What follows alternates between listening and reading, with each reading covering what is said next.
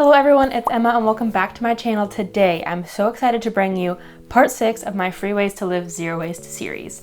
It has been a while since I've done one of these. I used to do them like once a month, and then there was a lot of stuff that I wanted to talk about, so this kind of got put on the back burner. But I'm excited to be back with this series. If you want to help me continue this series, leave your free ways that you live zero waste down below. If you haven't seen the first 5, I would really encourage you to check them out because there are so many free and easy ways we can live zero waste in our daily lives, and I outline those in the first 5 videos as well. So check that playlist out up here. Each individual video will also be linked down below. Before we get into this, if I talk a little bit too fast for you, you can change the speed of this video using the gear icon right down here. If you're new here, welcome. I post new videos every Monday and Thursday Japan Standard Time, which is Wednesday and Sunday in the US. I don't know why I said that backwards. And this series is ultimately the premise of my channel, is making zero waste free, easy, and fun for everyone. And if you're into that, I would really appreciate if you hit subscribe. Let's go ahead and jump right into today's 25 ways to live zero waste completely for free. First is dumpster diving. Starting off with a weird one. I know this can seem a little icky. I used to think so too, like 10 years ago. Once I realized how many free and still good food ends up in the landfill every single year, I thought, I need to put a stop to this, or at least a small dent in what ends up in the landfill. So now there's not really real dumpster diving here in Japan or on the base that we live on. In my neighborhood, we have bulk trash days on Thursday, so Wednesday night is when everyone goes and puts their stuff out on the curb. I have seen so much still packaged, still sealed food in people's bulk trash. So I dig through it and I take it, no shame. I talked about this on my Instagram too a few weeks ago,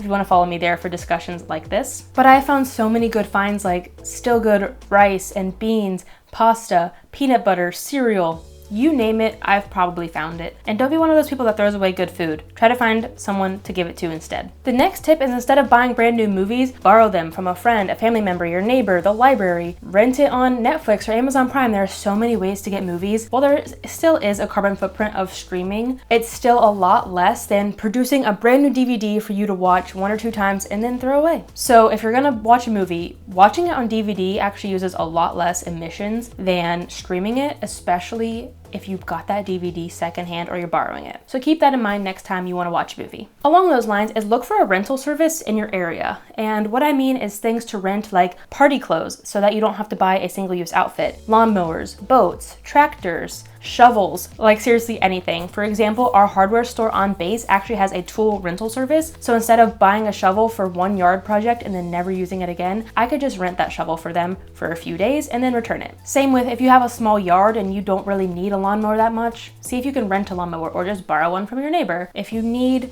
a tractor to plant something, don't go out and buy a brand new tractor if you only need it for one thing. See if you could rent or borrow it instead. I could go on and on, but I'm gonna keep it there. Also, slight apologies, these are kind of all over the place. There is no sort of categories when I do these because I write them in a Google Docs as I think of them and I don't organize them. I'm sorry. If you want a more organized video, let me know. Maybe I can do that in the future. If you want like a free ways to live low waste in the kitchen video, free ways to live low waste in the bathroom video, let me know, I can do that too. But the next one is, instead of immediately turning the heat on when it gets cold in the winter, try bundling up instead. Because it takes a lot more energy to heat your house in the winter than it does keeping it at that same consistent temperature. For example, I keep my house normally around 70 or 72. So in the winter, instead of like cranking it up to 75 or 78 or whatever I would love to keep it at, I just put on some socks, a sweater, and then use blankets throughout the day to keep myself warm. Before you crank down that AC, just try taking off a few layers. Don't be chilling in your house in a sweatshirt and sweatpants when you could just be raising the temperature of your house and saving a lot of emissions. The next tip I have is to eat the food you have before you buy something brand new. I talked about this in my Ways to Live Low Waste in 2021 video, is to shop your pantry. And what that means is, before you write your grocery list for the week, look at your pantry and be like, do I really need more flour? Do I really need more chickpeas or peas? I did that this week because for a few weeks in a row, I way overbought cans of peas and I had like 6 just chilling in my pantry. And I was about to buy 3 more, but I didn't need any more. So I look at the things I need, make sure I don't buy any more of them until I actually need it. This prevents a lot of food waste, a lot more material being used and thrown away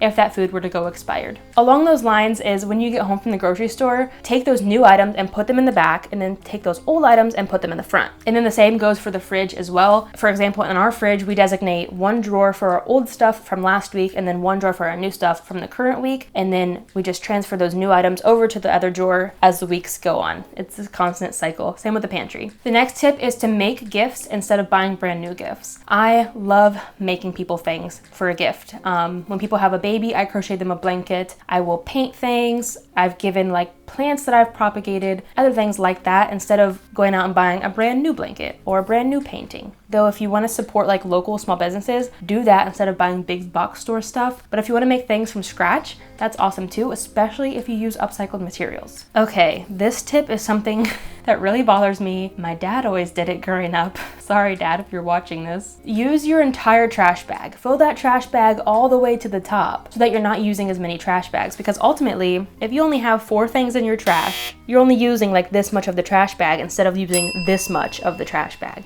You're not letting it get its full potential, and then you're just using so many more trash bags than you need to be. And trash bags are made out of plastic that end up in the landfill and sit there for hundreds, if not thousands of years. So the less we use of them, the better. Okay, so now we have some car tips. The first one is to keep your car under 2,000 RPMs when you're accelerating. I had so many friends in high school talking about this because it saves gas. And you know, when you're in high school, you don't have that much money for gas. So this was a very popular thing that a lot of my frugal friends did. It's also environmentally friendly as well as friendly for your wallet, because the less gas you use, the less gas you burn, the less that you have to consume. Kind of similar to that in the opposite sense, I guess, is coast to red lights instead of continuing to accelerate and then slamming on your brakes. That uses a lot more fuel. Plus, once you're at a complete stop, it takes more fuel to start back up and get up to speed than it does if you just coast from half a mile, quarter mile away, and then you don't have to accelerate as much once you get to the intersection. Please make a full stop still. Don't do rolling stops. Don't break the law. But hopefully those 2 tips help you save a little bit of gas. This next tip is something that I thought of while I was gardening and picking up litter in the same day. So unfortunately, most bags of soil come in plastic, and I don't live in a place where I can just dig up my yard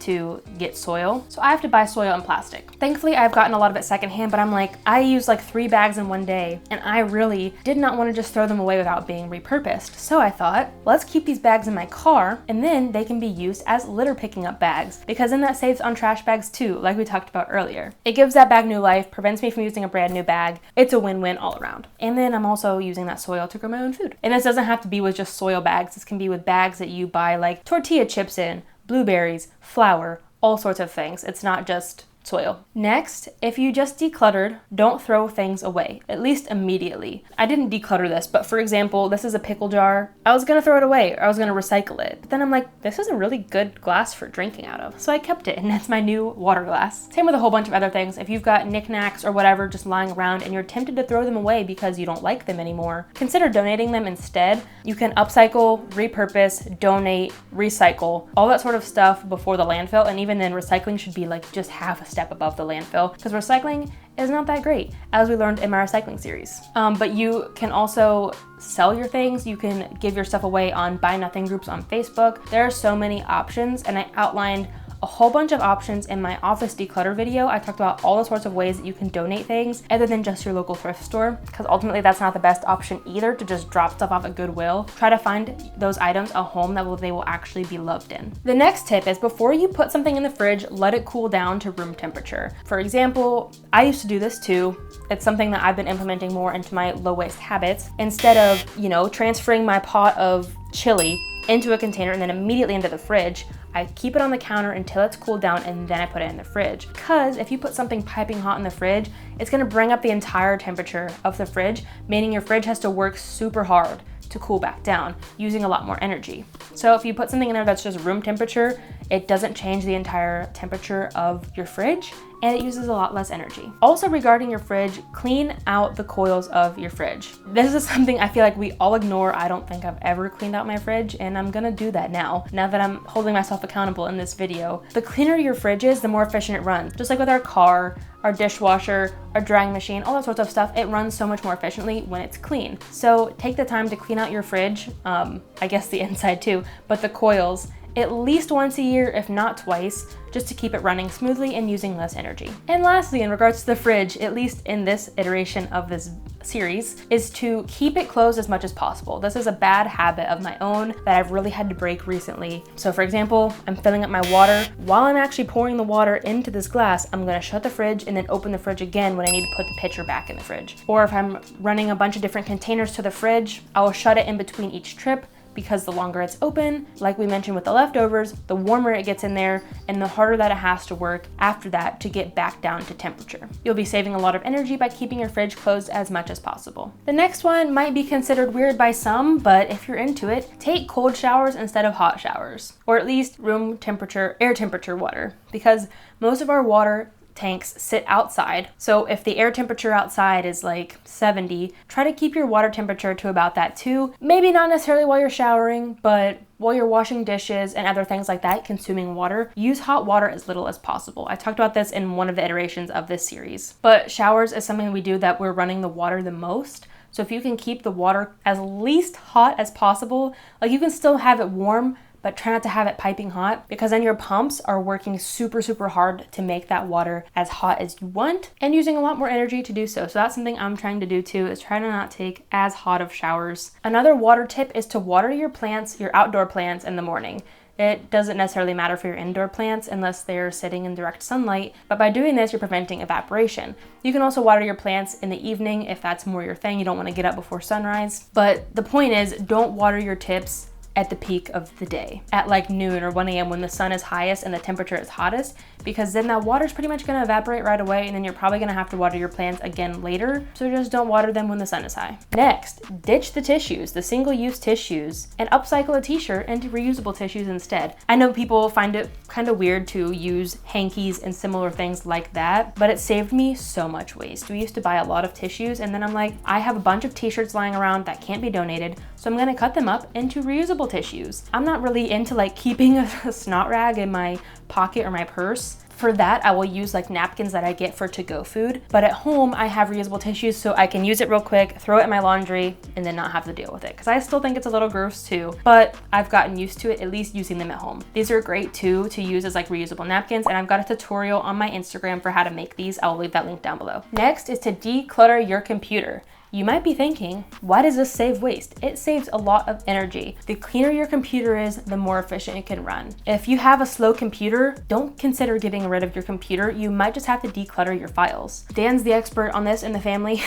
I'm not really good at like getting rid of all of the hidden files and folders and things, but what I do, at least that's easy, is to get rid of old pictures, old videos, try to close tabs when I'm done with them so that my computer can run as efficient as possible. Not to mention that this will also help your computer use less battery and keep your computer lasting longer, meaning you can get the most life out of your tech as possible, because tech is very wasteful, as we learned in this video. The next tip is to just quit buying things. And I don't mean quit buying every single thing in your life. You can check out this video up here for 100 things that I quit buying ever since becoming more environmentally conscious and more minimalistic. It's so easy to give up things like paper towels, dryer sheets, jars. You don't need to buy brand new jars because you probably buy things like pickles and jam, other things like that. There are so many things that have been deemed necessary by society, like dryer sheets, but they're really not necessary. So just think about some of the things in your daily life like, do I really need this item, or can I quit buying it in the future? Some other things too, plastic bags, tin foil, parchment paper. Again, check out that video up there. I'll also be linked down below. I thought of these next few tips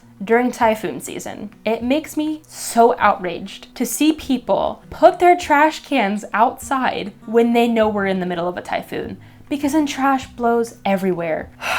Like, I'm so heated right now because I know people will continue to do it. They won't learn their lesson. But anyway, this might sound a bit obvious to some, but maybe some people do need the reminder, and that is to secure trash when you're going through a storm. If you live in the Midwest, in the West, and you go through tornadoes, secure your trash. Bring them inside, put some weights on top. So this way you don't lose your trash can, and then you don't lose all the trash that's inside that's gonna pollute the earth. I think it makes me so outraged here because we live right next to the ocean. I can see the ocean from my house, and people are just letting this litter blow around everywhere. So what we do during a storm is we put one sandbag inside the trash can, one sandbag on top, and then that makes sure our trash can is not gonna blow away, as well as the trash inside. Or we also have kind of a little entryway. You can see it in this clip right here. We keep our trash cans tucked away in here during a storm as well. Similar to that, this is a bonus tip for this video, is to not even set your trash out in the rain, especially if your trash can doesn't have a lid, because if your cardboard gets wet, it cannot be recycled. So keep your cardboard dry, make sure there's a lid over your trash can, or just don't put it out in the rain in general, so that way it doesn't get ruined and can still be recycled later. If you have leftover coffee grounds or leftover coffee in your pot, use those for fertilizer for your plant. Now, don't use straight coffee from your coffee pot. Dilute it with like 1-to-1 coffee and water, maybe even like 1 coffee to water, just to make sure that it's low in acid,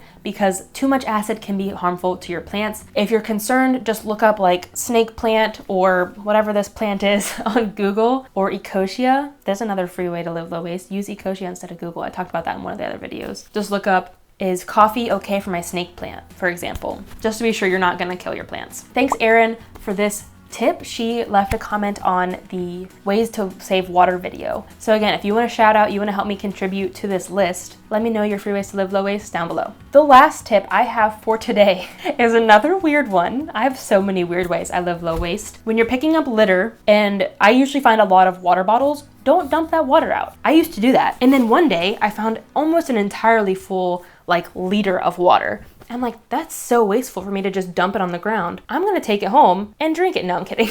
I had to. No, I'm gonna take it home and use it for my plants. Obviously, I'm not gonna drink it. That's disgusting, especially during COVID times. That was a joke. But I will use it on my plants, because even if someone's mouth was on it, my plants don't care. To save water and pick up litter, double zero waste win, I just repurpose that water. And then of course, I recycle the bottles. Just a bonus tip I'm gonna throw in here too, when you're picking up litter, make sure that it's clean before you put it in your recycle bin. If you find a can of Mountain Dew, dump out the Mountain Dew, clean the can out so it's no longer sticky, and then recycle it. That is all I have for today. I hope you enjoyed this new iteration of free ways to live zero waste. I do have enough tips to do a part 7 to this series. I'm very excited to continue this going, but I do need your help once I get past 7, because I'm really getting into the weeds, like you probably learned with some of these. They're very, very random and weird, but I'd love to hear your free ways that you live zero waste so I can add to this series even more. So I think this series is very, very valuable to a lot of people, because like we learned, you don't need a lot of time and money to do these things, and they can still help you reduce a lot of waste in your everyday lives. And they're not huge changes either, like committing to all these zero waste swaps,